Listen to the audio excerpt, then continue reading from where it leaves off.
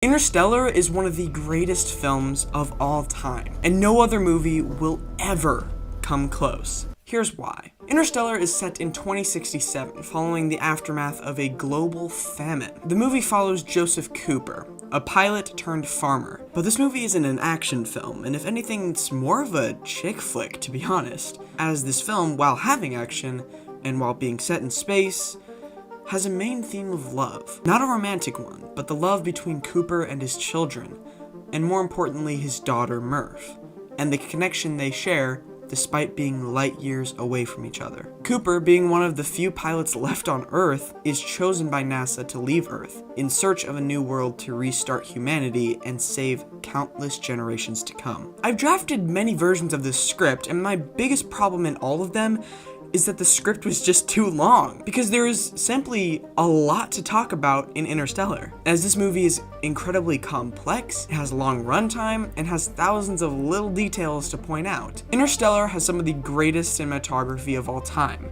and it's no wonder why it does, as the incredibly talented Christopher Nolan, who made The Dark Knight and Inception, along with many other incredible films, also made this film. It's incredible to see the landscape shots go from dull and barren shots of the dying Earth to stunning and fantastic visual effects of space and planets. Not only does this film have incredible cinematography, but it also boasts an incredibly talented cast, with Matthew McConaughey leading as Joseph Cooper, and Anne Hathaway, Jessica Chastain, and Mackenzie Foy. This cast is able to pull off some of the most realistic acting and the most heartbreaking performances, especially from Matthew McConaughey. The characters in this movie are all fleshed out amazingly, with their own motivations and personalities, which lead to heartbreaking deaths, as the crew of scientists that go with Cooper slowly get killed off by the rough and treacherous journey. Cooper is a fantastic character, as his time in deep space faces him with challenges he never thought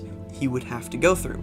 As I said in the intro, this film may have great cinematography, it may have a talented cast, but at its heart, its purpose is the story of love between a father and a daughter. A father's worst fear comes true for Cooper in only 12 minutes. During his time in space, Cooper needs to go down to the surface of a planet in search of a new Earth. But this planet is positioned close to a black hole, so close that time is altered. After landing on the planet, things go terribly wrong, resulting in them being stuck on the planet much longer than planned. When he returns, he's told this. How many years?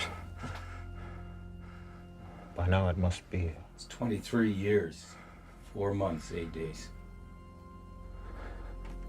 Cooper is silent. He worries not about what happened or the important information he has to offer. He only cares about his children, and he rushes to the video messages that his children left. Cooper watches as years of his life go by in seconds, seeing his son grow up, meet his wife, have a child, and hearing of Cooper's own father passing. But Cooper is devastated, as he realizes his daughter Murph didn't record any messages. Murph had held on to a hatred of her father ever since he left her and refused to ever talk to him. As one last message plays, a message from Murph. Hey, Dad. I never made one of these when you were still responding because I was so mad at you for leaving. You once told me that when you came back we might be the same age. And today I'm the age you were when you left. So it would be a real good time for you to come back.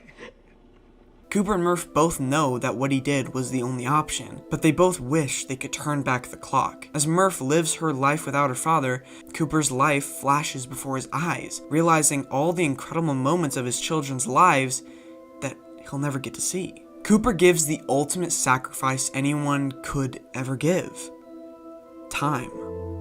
Time with his daughter, time with his son, time with his father, time with his grandchildren, time that he gave up so that his children and their children's children could live a full life. Even in the final scene of the film, when Cooper finally returns home after a journey that left only a mere few years on his own life, he still doesn't win. He returns home as his daughter is on her deathbed, and they share just a few moments with each other. Murph tells her father that no parent should ever have to watch their child die, and tells him to leave, as she has her children there for her. Cooper loses everything. Of course, Cooper still gets to live the rest of his years, and he still succeeded in the mission, But the real mission was always going to end in Cooper giving the ultimate sacrifice. My brother said that Interstellar was too long, which made it unenjoyable, which is fair.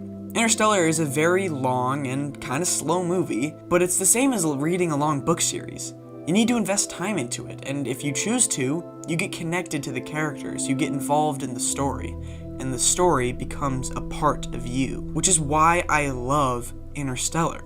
Every time I watch it, I notice something different. I still get emotional, I still get excited, and I'm always blown away by the beautiful ending. It shows us just how far a father would go for his children. It's deeper love that anyone could ever imagine. A love that is perfectly encapsulated in Joseph Cooper as he trades the time he would have had with his children for his children to get that time with theirs. Interstellar is long, but a message this complex shouldn't be crapped out in an hour and a half and advertised as an action movie. Because Interstellar isn't the greatest action movie of all time. In reality, it's the most powerful love story ever told. So, is Interstellar the greatest film of all time? In my opinion, yes. While many other films such as Lord of the Rings or Avengers Endgame or any Star Wars movie that you could pluck out could be seen as better, Interstellar accomplished such a deep and meaningful topic over the course of only one film, and accomplished more in 2.5 hours than any other film. Interstellar is a standalone film, and thankfully was never tarnished by a trilogy of movies, because Interstellar doesn't need a sequel. The story has already been told, the story of a father and his love for his children. And this is why I think that Interstellar is the greatest film of all time. And nothing will ever come close.